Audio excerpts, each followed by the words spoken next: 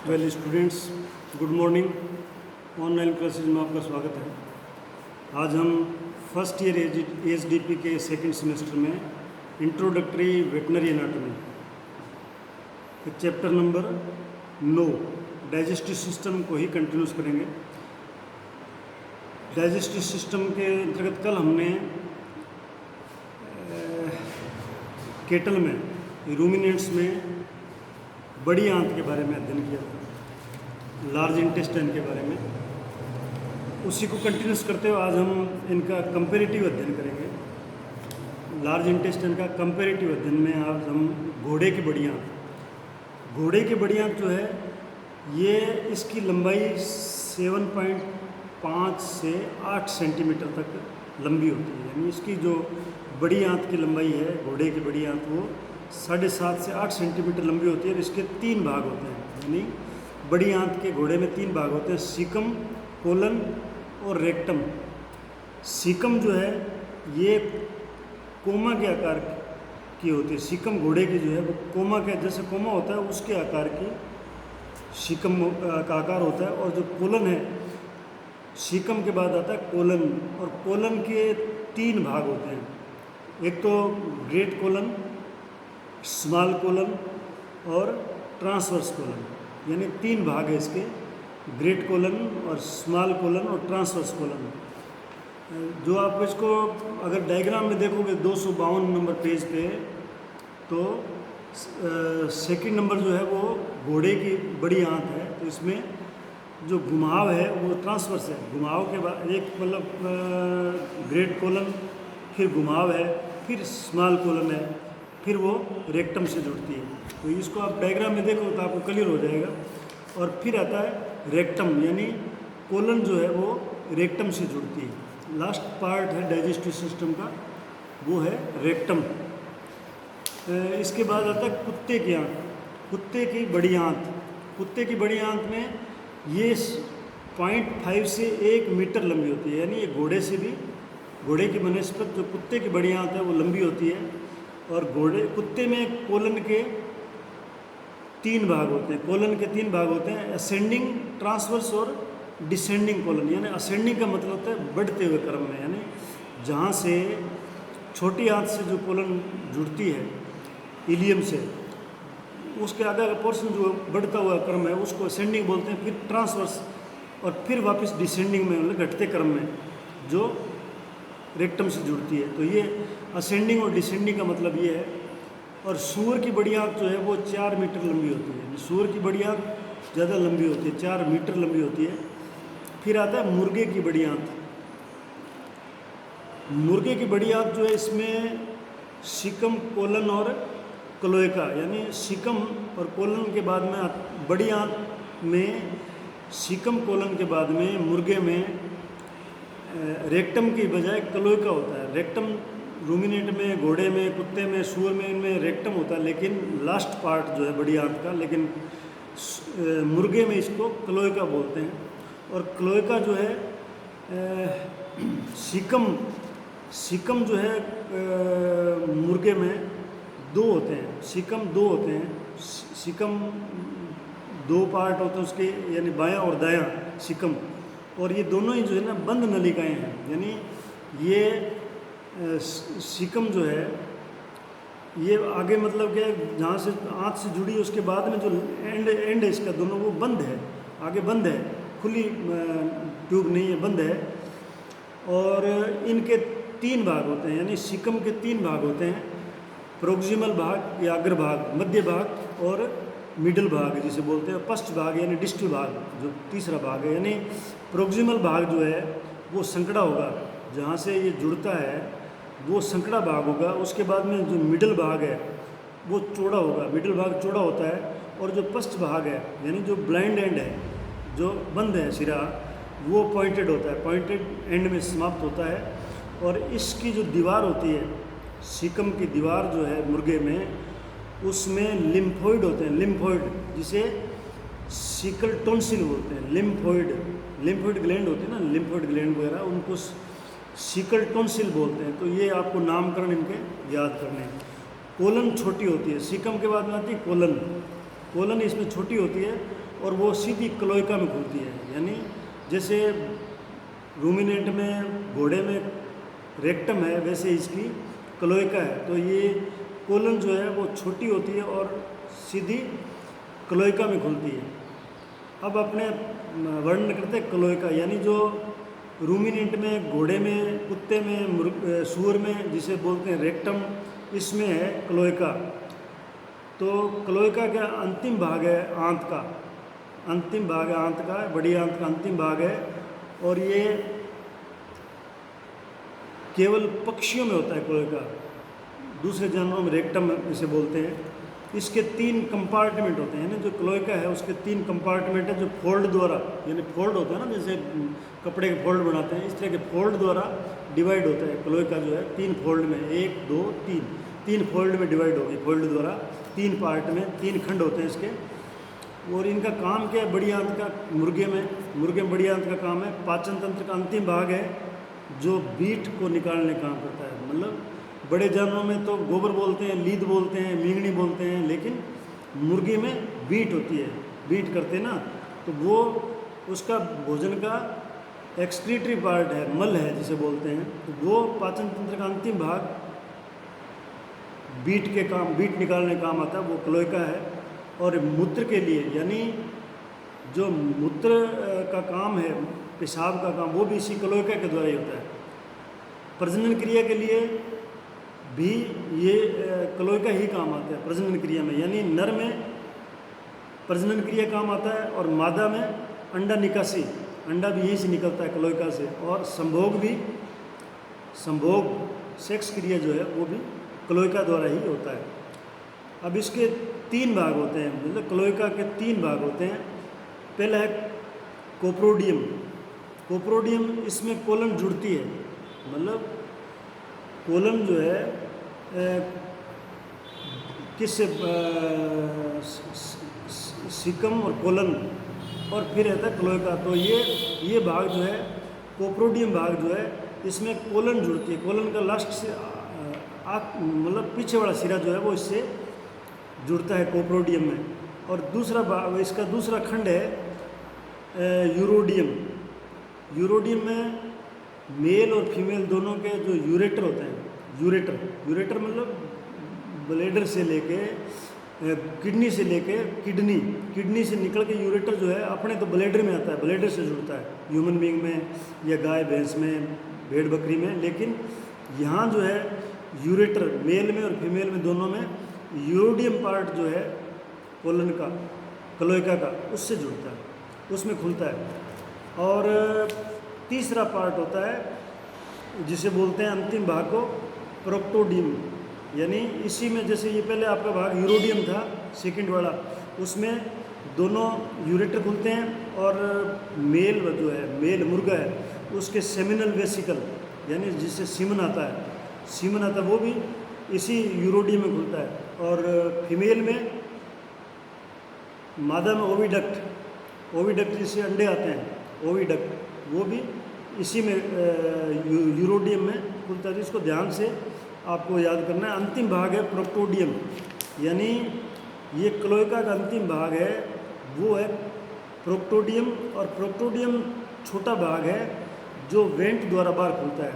जो बाहर खुलता है ना, जिससे बीट निकलती है, वो वेंट होता है, उसे वेंट बोलते हैं। अंतिम छिद्र जो है जिसके द्वारा खुलता है क्लोएका, वो वेंट है, उसे वेंट बोलते हैं। और एक होता है बर्सा फेब्रिकस जो है, ये प्रोक्टोड्रम जो है, प्रोक्टोडियम है, प्रोक्टोडियम लास्ट वाला भाग है आपके क्लोएका का।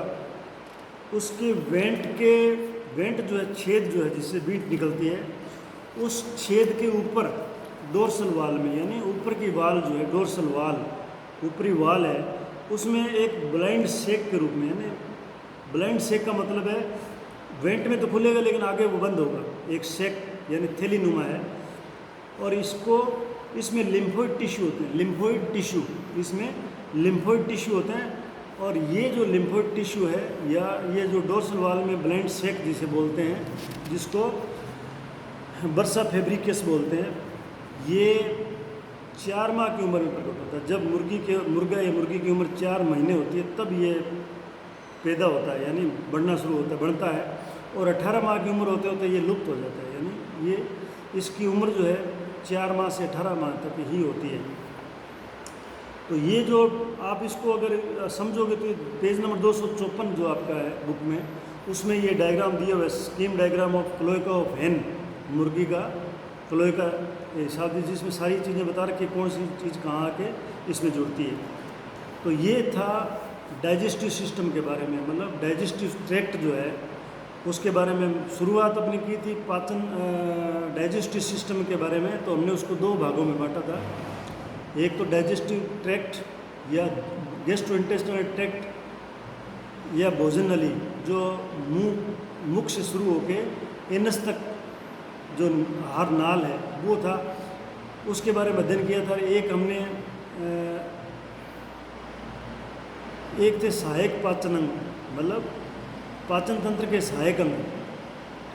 सहायक अंग वो है जो इस नलिका से जुड़े हुए नहीं है डायरेक्ट उस फ्लो में, लेकिन ये साइड में है और वो पाचन के अंदर सहायता करते हैं, पाचन में, भोजन के पाचन में सहायता करते हैं। तो उसके अंदर कौन कौन से अंग जो हमने पहले देखे थे कि एक तो उसमें सेलेवरी ग्लैंड है, सेलेवरी ग्लैंड है, पेंक्रियाज है, स्प्लीन है, लीवर है, ये सहायक पाचन अंग है।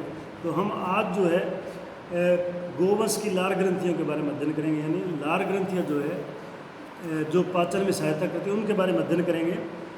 तो पशुओं में मुख्य रूप से जो लार ग्रंथियाँ हैं उसके 3 जोड़े होते हैं, लार ग्रंथियों के 3 जोड़े होते हैं जो मुख में यानी मुंह में लार को स्रावित करते हैं, सेलाइवा को स्रावित करते हैं मुख में। वो 3 लार ग्रंथियों के जोड़े होते हैं। कौन कौन से? एक तो होता है कर्णमूल या पेरोटिड ग्रंथियाँ, पेरोटिड ग्लैंड जिसे बोलते हैं, फिर है सब मैंडिबुलर ग्लैंड और एक है सब लिंगुअल ग्लैंड। तो इनके नाम से स्पष्ट है कि पेरोटिड ग्लैंड जो है ये कर्णमूल या पेरोटिड ग्रंथि बोलते हैं। तो कर्णमूल का मतलब है कान का जो बेस है उसके नीचे ग्रंथि स्थित होती है, और सब मैंडिबुलर ग्लैंड जो है ये मैंडिबल का ऊपरी रेम जो है उसके नीचे स्थित होती है, और सब लिंगुअल ग्लैंड का मतलब है ये जीभ के नीचे, सब लिंगुअल यानी जीभ के नीचे स्थित होती है। तो कर्णमूल जो लार ग्रंथि है ये प्रत्येक कान के नीचे, यानी 2 कान होता है तो हर कान के नीचे मैंडिबुलर रेम्स के पीछे, जो मैंडिबल का रेम होता है ऊपर वाला हिस्सा जो मैंडिबल का है उसके पीछे, और एटलस के पंखों के बीच, यानी एटलस जो फर्स्ट वर्टिब्री है, सर्वाइकल वर्टिब्री फर्स्ट है जो खोपड़ी से जुड़ती है, उस एटलस यानी फर्स्ट वर्टिब्री के जो पंख है, 2 विंग है उसके, उनके बीच में स्थित होती है, यानी मैंडिबल के रेम्स के पीछे और दोनों एटलस के दोनों विंग्स के बीच में स्थित होती है। इसलिए से कान के नीचे होने की वजह से कर्णमूल, कर्ण मतलब कान, मूल मतलब जड़, कान की जड़ के नीचे। इसकी शेप कैसी होती है? ये असमान चतुर्भुज, यानी ये चतुर्भुज के आकार का है लेकिन असमान चतुर्भुज, यानी इसकी भुजाएं जो है वो असमान है, बराबर नहीं है। चतुर्भुज में चारों भुजाएं समान होती है। तो ये असमान चतुर्भुज के रूप में लंबी व लाल और भूरे रंग की होती है, लंबी होती है, लाल और भूरे रंग की होती है। इसका वजन जो है वो लगभग 115 ग्राम से 120 ग्राम होता है, यानी ये जो ग्लैंड है इसका वजन जो है वो 115 से 120 ग्राम होता है। ये ग्रंथि, प्रत्येक ग्रंथि में एक लंबी नलिका होती है, यानी एक एक नलिका होती है प्रत्येक ग्रंथि में। 2 ग्रंथियाँ होगी ना साइड में, एक ही साइड में, एक ही साइड में। तो हर ग्रंथि में एक लंबी नलिका होगी जिससे कर्णमूलीय वाहिनी यानी पेरोटिड डक्ट कहते हैं। जो नलिका से जुड़ती है उसको पेरोटिड डक्ट कहते हैं, और इसे स्टेंसन्स डक्ट भी कहते हैं, स्टेंसन डक्ट भी इसको बोलते हैं। ये नलिका जो है यानी ये जो ट्यूब है, जो स्टेंसन डक्ट है, ये ऊपरी जबड़े के, ऊपर वाले जबड़े के द्वितीय मोलर यानी दूसरा जो चीक टीथ है उसके सामने पेपिली सेलिवेलिस जो है, पेपिली सेलिवेलिस उसके आधार पर खुलती है, उसके आधार पर ये खुलती है। इसके स्राव से, यानी इसका जो सीक्रेशन होता है, स्राव जो करती है ये पेरोटिड ग्लैंड, उसमें जल, लवण एवं सेलेवरी एमाइलेज टाइलिन होता है, यानी ये एंजाइम है, सेलेवरी एमाइलेज और टाइलिन ये एंजाइम है। दूसरी होती है सब मैंडिबुलर सेलेवरी ग्लैंड, सब मैंडिबुलर सेलेवरी ग्लैंड और सब मैक्सिलरी ग्लैंड भी बोलते हैं इसको। अव अधो अनुजा यानी अव अधो हनुज लार ग्रंथि, इसको हिंदी में बोलते हैं। ये तीनों ग्रंथियों में सबसे बड़ी होती है, लार ग्रंथि है। ये इंटरमेंडिबुलर स्पेस से आयोडस्थि के कांड के बीच में स्थित है। जो हाइड बोन है उसका जो कांड है उसके और इंटरमेंडिबुलर स्पेस यानी दो मैंडिबल के बीच का स्पेस है, उनके बीच में स्थित होती है। ये अंडाकार है, इसका शेप अंडे की तरह है और हल्की पीली लोबुलेटेड ग्रंथि है, हल्के पीले कलर में लोबुलेटेड है, लोब जैसे होता है वैसे ग्रंथि है। इसका वजन 130 से 150 ग्राम लगभग होता है, इसका वजन है ये इसका। इसकी जो नलिका है जिससे स्राव जो है आगे सप्लाई करते हैं उसका नाम है वार्टन्स डक्ट या सब मैंडिबुलर नलिका। वार्टन्स डक्ट या सब मैंडिबुलर नलिका कहते हैं। जो मुख का जो फर्श है उसके फर्श पर कर्नकुला सबलिंगुलिस के रूप में कॉर्नर टीथ के सामने खुलती है, यानी जो कॉर्नर टीथ है उसके सामने ये खुलती है। इसके जो सीक्रेशन है उसमें जल, लवण और सेलेवरी एमाइलेज एवं म्यूसिन होता है, यानी ये एंजाइम है एमाइलेज और म्यूसिन। एक तीसरा है अवजीवी लार ग्रंथियाँ यानी सबलिंगुअल सेलेवरी ग्लैंड्स। ये ग्रंथि, इसका नाम सबलिंगुअल इसलिए कि जीभ के नीचे होती है ये ग्रंथि जो है मैंडिबुलस्थी का रेमस है, सिरा जो है उसके व जीभ के बीच में स्थित होती है। रेमस का मतलब पीछे वाले सिरे हैं इसके मैंडिबल के, और जीभ के बीच में स्थित होती है, यानी इसकी पोजीशन ये है। ये ग्रंथियाँ जो है संख्या में 2 होती है और प्रत्येक के 2 भाग होते हैं, यानी ग्रंथियों की संख्या 2 है और प्रत्येक ग्रंथि के 2 भाग होते हैं। एक होता है डोर्सल, एक होता है वेंट्रल भाग। डोर्सल भाग ऊपर वाला और डोर्सल नीचे वाला। इनका नाम जैसे डोर्सल को सुपीरियर बोलते हैं, पोलिस्टोमेटिक बोलते हैं या सुपीरियर पोलिस्टोमेटिक, और दूसरा होता है वेंट्रल जिसे इन्फीरियर या मोनोस्टोमेटिक बोलते हैं। यानी सुपीरियर की नलिका जो पहले वाली जो है सुपीरियर, उसकी नलिका मुख हुआ के फर्श पर फ्रीनम लिंगुई के दोनों तरफ कई नलिकाओं के रूप में खुलती है। फ्रीनम लिंगुई यानी जीभ का भाग है ये दोनों तरफ कई नलिकाओं के रूप में खुलती है। तो इन्फीरियर एक नलिका के रूप में खुलती है, यानी पोली का मतलब है कई नलिकाओं के रूप में खुलती है। आपका मोनो का मतलब है एक नलिका के रूप में खुलती है, अथवा वार्टन्स डक्ट के ऊपरी भाग में साथ में खुलती है। तो ये इनकी जगह है खुलने की, जो नली जो इसकी है सीक्रेशन करने वाली जो नली है वो कहाँ खुलती है। इसका जो स्राव है यानी ये जो सबलिंगुअल ग्लैंड है इसका स्राव है वो अधिक लसलसा होता है और इसमें म्यूकस की मात्रा ज़्यादा व सेलेवरी एमाइलेज की मात्रा कम होती है। यानी एमाइलेज जो सेलेवरी एमाइलेज है एंजाइम जो है उसकी मात्रा कम होती है। अब अपने इनका अध्ययन करते हैं, कंपेरेटिव अध्ययन। तो घोड़े की लार ग्रंथियाँ जो है इसमें तीनों ग्रंथियों में पेरोटिड ग्रंथि जो है वो सबसे बड़ी ग्रंथि है। घोड़े में पेरोटिड सेलेवरी ग्लैंड जो है तीनों में सबसे बड़ी है। पेरोटिड ग्रंथि की नलिका अंतिम ऊपरी प्रीमोलर के सामने, यानी ऊपर का जो प्रीमोलर है अंतिम, उसके सामने पेपिला सेलेवेलिस के आधार पर खुलती है। पेपिला सेलेवेलिस जो है उसके आधार पर खुलती है।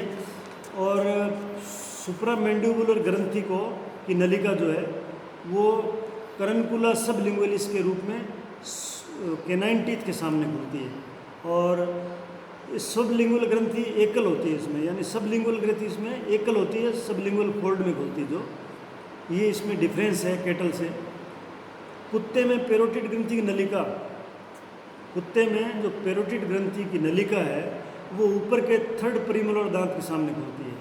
पेरोटिड ग्रंथि की नलिका जो है सलाइवा जो आगे सीक्रेशन करती है वो प्रीमोलर दांत के सामने, थर्ड प्रीमोलर दांत के सामने खुलती है। इसमें सब मैंडुलर ग्रंथि पेरोटिड ग्रंथि से बड़ी होती है। कुत्ते में सब मैंडिबुलर ग्रंथि पैरोटिड ग्रंथि से बड़ी होती है, और ये नीचे के प्रथम चीक टूथ के सामने, यानी प्रथम चीक टूथ के सामने कैरनकुला सबलिंगुअलिस में खुलती है। सबलिंगुअल ग्रंथियाँ 2 होती है, कुत्ते में सबलिंगुअल ग्रंथियाँ जो है वो संख्या में 2 होती है। इसमें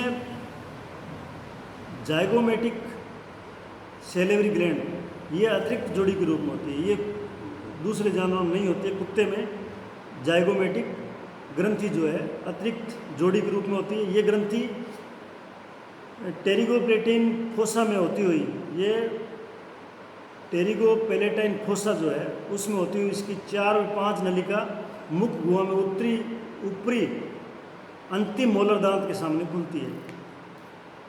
फिर आती है सूअर की लार ग्रंथि। सूअर की लार ग्रंथि में पैरोटिड ग्रंथि की नलिका ऊपर, जो पैरोटिड ग्रंथि सूअर में, उसकी जो नलिका है वो ऊपर 4th प्रीमोलर और 1st मोलर दांत के सामने खुलती है, यानी 4th प्रीमोलर जो लास्ट वाला प्रीमोलर है और 1st मोलर दांत है उसके सामने खुलती है। मैंडिबुलर ग्रंथि छोटी होती है सूअर में, और सबलिंगुअल की वेंट्रल ग्रंथि जो है वो 8 से 10 नलिकाओं के रूप में मुंह के फर्श पर खुलती है। तो ये सूअर की ग्रंथि के बारे में था, लार ग्रंथि।